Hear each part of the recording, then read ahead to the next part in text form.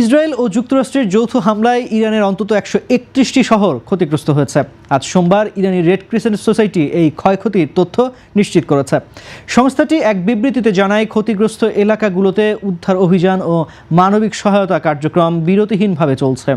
পরিস্থিতি মোকাবেলায় দেশজুড়ে রেড ক্রিসেন্টের 1 লাখেরও বেশি উদ্ধারকর্মী ও রেসপন্সকারদের পূর্ণ সতর্কাবস্থায় রাখা হয়েছে।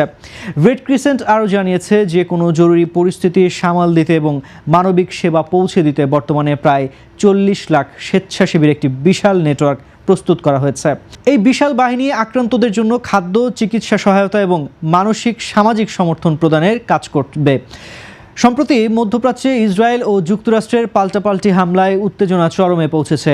ইরানের পক্ষ থেকে জানানো হয়েছে, তাদের উদ্ধারকারী দলগুলো বর্তমানে ক্ষতিগ্রস্ত এলাকাগুলোতে সরাসরি উপস্থিত থেকে উদ্ধার কাজ চালিয়ে যাচ্ছে।